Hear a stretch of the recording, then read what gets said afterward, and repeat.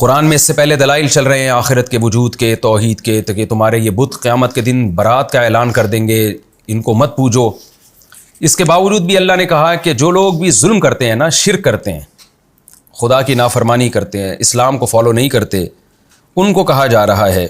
وہ بار بار کہہ رہے تھے نا پچھلے رکوع میں کہ کب وعدہ پورا ہوگا، تو اللہ کہتے ہیں جس دن وعدہ پورا ہوگا اس دن حال کیا ہوگا۔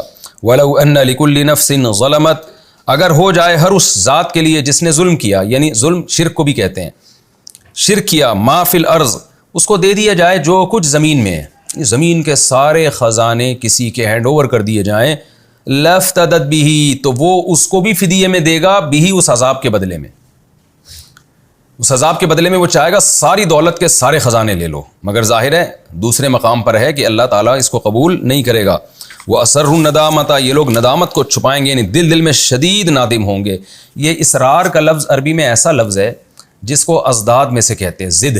کیا مطلب؟ یہ یعنی دو متضاد معنوں میں استعمال ہوتا ہے، اس کا معنی ظاہر کرنا بھی ہوتا ہے، اس کا معنی چھپانا بھی ہوتا ہے۔ تو یہ سیاق و سباق سے پتہ چلتا ہے کہ یہاں ظاہر کرنے کے معنی میں استعمال ہو رہا ہے یا چھپانے کے معنی میں استعمال ہو رہا ہے۔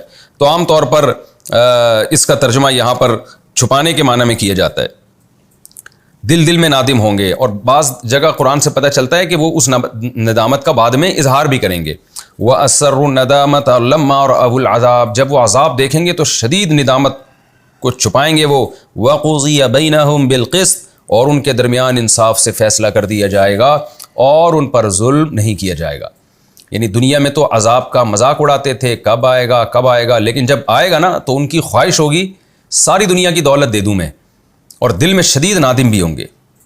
اب اللہ اس کا جواب دیتے ہیں کہ تم کیسے کہتے ہو کہ قیامت قائم نہیں ہوگی اور مردوں کو اللہ زندہ نہیں کرے گا؟ اللہ کی ملکیت میں سب کچھ ہے، وہ بڑا طاقتور ہے۔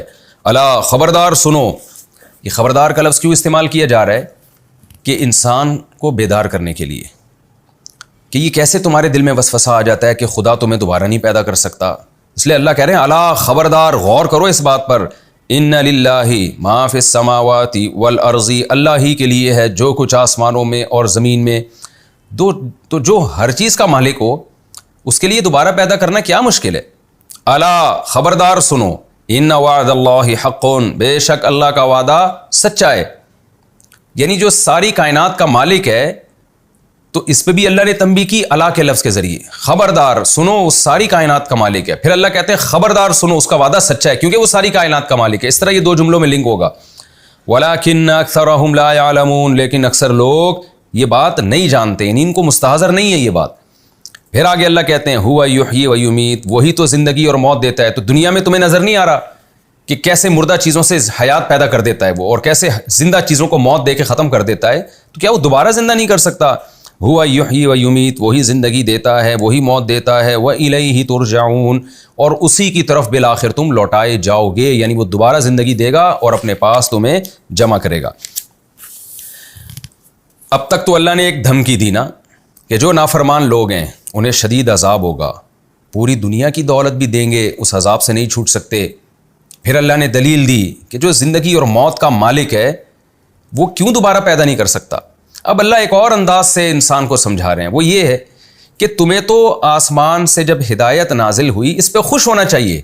یعنی کوئی انسان کسی کو گفٹ دے رہا ہو اور وہ اس گفٹ میں اشکالات کر رہا ہو، تو ایسے موقع پہ لوگ کیا کہیں گے؟ ابے تجھے تحفہ مل رہا ہے، تو اس تحفے پہ خوش ہو جانا، بجائے اس کے کہ اس تحفے پہ تو عیب تلاش کر رہا ہے، اس میں شک اور شبہ پیدا کر رہا ہے۔ تو اللہ کہتے ہیں یہ جو قرآن تمہاری طرف آسمان سے نازل ہو رہا ہے، یہ اس لیے نہیں ہے کہ تمہیں ٹینشن میں ڈالا جائے، تمہیں مصیبت میں ڈالا جائے، اور تم اس کے بارے میں پھر محمد صلی اللہ علیہ وسلم کو اپنا مد مقابل سمجھ کے ان کو نقصان پہنچانے کی کوششیں شروع کر دو۔ یہ تو تمہارے اوپر احسان کر رہے ہیں، تو احسان کا تقاضا ہے کہ خوش ہو جاؤ اس پر۔ اس لیے اللہ فرماتے ہیں یا ایھا الناس، اے انسانوں، اس ساری دنیا کے سارے انسانوں کو قیامت تک کے لیے خطاب ہے۔ آج بھی یہ آیت قرآن کا حصہ ہے اور آج بھی ساری دنیا کے سارے انسانوں کو کہہ رہی ہے۔ کیا کہہ رہی ہے؟ قد جاءتکم موعظۃ من ربکم، بڑی پیاری آیت ہے، بڑا مزہ آتا ہے اس کے پڑھنے میں۔ تحقیق آ چکی ہے تمہارے پاس نصیحت، من ربکم، تمہارے پروردگار، تمہارے پالنے والے خدا کی طرف سے۔ کیسی زبردست بات ہے۔ ایک نصیحت وہ ہوتی ہے جو گورنمنٹ ماتحت لوگوں کو کر رہی ہوتی ہے، ایک نصیحت یہ ہوتی ہے جو ڈاکٹر کسی کو کر رہا ہوتا ہے، ایک سیاستدان کسی کو کر رہے ہوتے ہیں، ایک ماہرین کسی کو کر رہے ہوتے ہیں، باپ کر رہا ہوتا ہے اولاد کو، ماں کر رہی ہوتی ہے اپنی اولاد کو، آپ کا باس آپ کو نصیحت کر رہا ہے۔ قرآن کہتا ہے تمہارے رب کی طرف سے نصیحت نامہ آ چکا ہے، یعنی یہ جو قرآن آ چکا ہے یہ نصیحت نامہ ہے تمہارے رب کی طرف سے۔ اور ایک اور بڑی نعمت ہے یہ وَشِفَاءٌ لِمَا فِي الصُّدُورِ، سینوں میں جو چھپی بیماریاں ہیں نا، حسد، بغض، دنیا کی محبت، ٹینشن، اس کی وجہ سے ٹینشنیں ہوتی ہیں ان بیماریوں کی وجہ سے، اور بزدلی اور کنجوسی، جیلسی، یہ ساری جو باطنی بیماریاں ہیں جن سے پاک ہونا انسان کو انسان بننے کے لیے ضروری ہے۔ دیکھیں دو قسم ہوتی ہے نا، ایک انسان اوپر سے بڑا صاف ستھرا ہو جائے، اچھے کپڑے پہنے، اندر اس کے جیلسی ہے، بغض ہے، نفرت ہے، لوگوں کی ٹانگیں کھینچنے کا جذبہ۔ تو قرآن کہتا ہے کہ یہ ایسی کتاب آئی ہے تمہارے سینوں میں چھپی بیماریوں کے لیے بھی شفا ہے، تو تم اس سے اچھے انسان بھی بن سکتے ہو۔ یعنی نصیحت نامہ ہے اور ظاہر بھی درست کرے گی تمہارا، اندر سے بھی ٹھیک کر دے گی تم کو۔ دنیا کی کوئی کتاب خدا کی قسم ایسی نہیں ہے جو انسان کو اندر سے ٹھیک کر دے، باہر سے بھی ٹھیک نہیں کر رہی آج کل کی تو کتابیں، اندر سے تو سوال ہی پیدا نہیں ہوتا۔ آپ دیکھ لینا دنیا میں خودکشیاں کا ریشو، جیلسی، حسد، اور ذرا سی کوئی نعمت چھنتی ہے ڈپریشن میں چلے جاتے ہیں۔ کیا یہ حب دنیا ہے نا، دنیا سے عشق ہے، لگاؤ ہے، اس فنا ہونے والی مردار دنیا کا عشق لیے گھوم رہے ہیں۔ ہم نے علماء سے سنا ہے وہ کہتے تھے کہ دنیا کی محبت کے گٹر ابل رہے ہیں، ایسی دنیا جو فنا ہونے والی ہے۔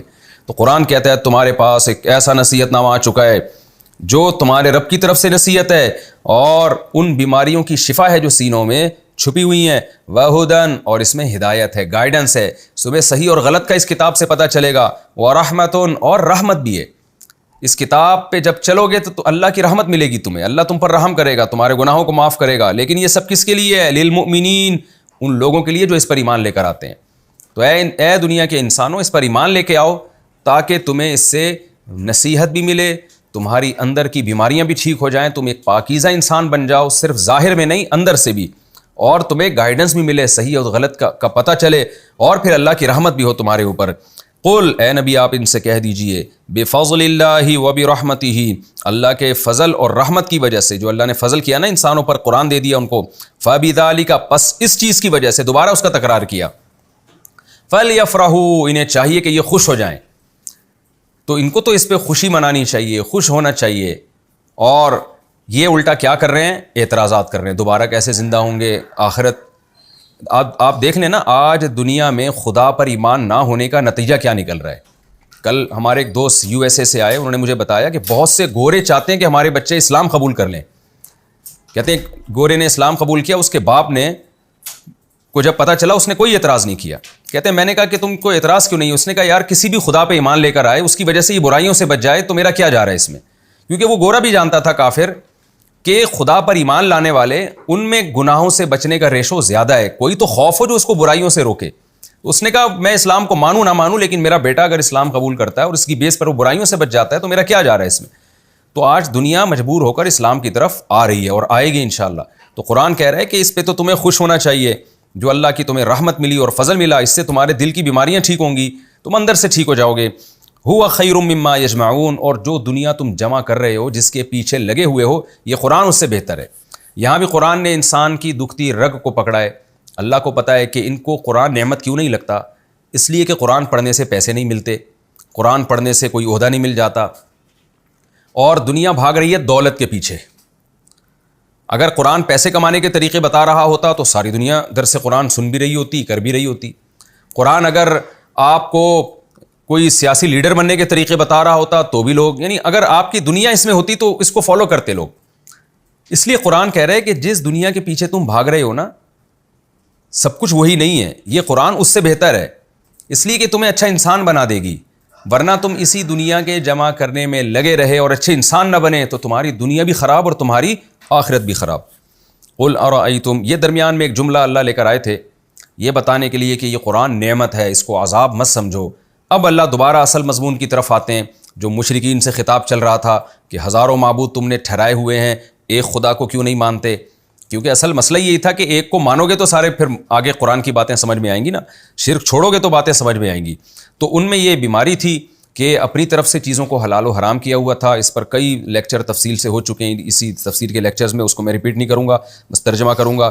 قل ارأیتم ما انزل اللہ لکم من رزق, بتاؤ اللہ نے جو تمہیں رزق دیا ہے آسمان سے, فجعلتم منہ حراما وحلالا, تو تم نے بنا دیا اس میں سے حلال و حرام. خود سے کیسے بنا لیا تم نے؟ خود تمہارے پاس یہ اتھارٹی کہاں سے آئی کہ یہ لیگل ہے اور یہ الیگل ہے؟ یہ کیسے کر دیا تم نے؟ یہ تو خدا ہے جو اس کائنات کا بنانے والا ہے, اس کو ہی حق ہے کہ وہ چیزوں کو لیگل اور الیگل کرے, حلال اور حرام کرے.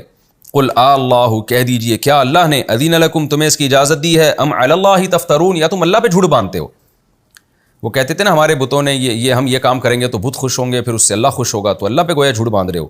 وما ظن الذین یفترون علی اللہ الکذب یوم القیامہ, بتاؤ جو لوگ اللہ پہ جھوٹ باندھتے ہیں ان کا قیامت کے دن کے بارے میں کیا خیال ہے. یہ بھی ایک محاورے کے طور پر یہ جملہ استعمال ہوتا ہے. کوئی جرم کر رہا ہو نا تو آپ اس کو علاقے کے تھانے سے ایسے ڈراتے ہو, بتا بھائی ایس ایچ او کے بارے میں تیرا کیا خیال ہے, کیا رائے ہے تیری.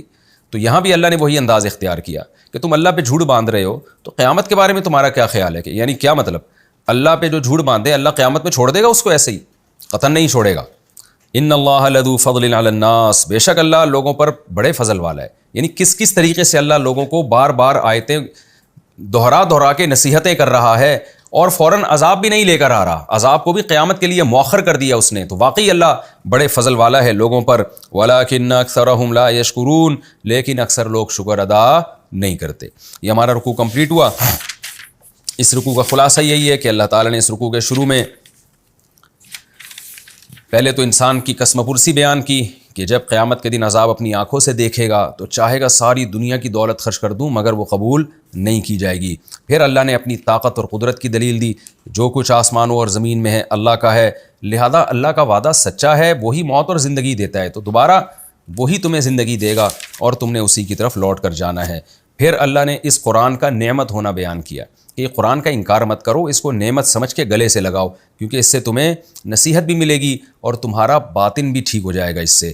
اور دنیا کی جتنی نعمتیں تم جمع کر رہے ہو یہ قرآن اس سے بہت بہتر ہے. اور پھر اللہ نے بتایا کہ حلال و حرام کرنا کسی چیز کو یہ صرف اللہ کا کام ہے, اللہ پہ خود سے جھوٹ نہ باندھا کرو, کیونکہ قیامت کے بارے میں تمہارا کیا خیال ہے کہ اللہ جھوٹ باندھنے والوں کو چھوڑ دے گا قیامت کے دن. علماء کہتے ہیں اسی میں یہ بھی داخل ہے کہ شریعت میں اپنی طرف سے نا آپ کسی چیز کو کہہ دیں کہ آپ کو ایک چیز اچھی نہیں لگ رہی تو آپ اس کو ناجائز کہہ دیں. آج بھی بہت سے صوفی ٹائپ کے لوگ ایسے ہوتے ہیں کہ ان کا چونکہ ایک چیز کا ذوق نہیں ہوتا تو وہ اس کو ناجائز کہنا شروع کر دیتے ہیں. شریعت کی گنجائش سے فائدہ نہیں اٹھاتے وہ. تو جہاں شریعت نے جائز قرار دی, جیسے سفر میں روزہ ہے, اب سفر میں روزہ چھوڑنا جائز ہے لیکن بعض لوگ روزہ چھوڑتے ہیں دوسرے ان کو ملامت کر رہے ہوتے ہیں. بھائی جب اللہ نے اجازت دی ہے تو آپ کون ہوتے ہو حلال و حرام کرنے والے. تو اس طرح کے آج بھی معاشرے میں اس طرح کی خرابیاں پائی جاتی ہیں.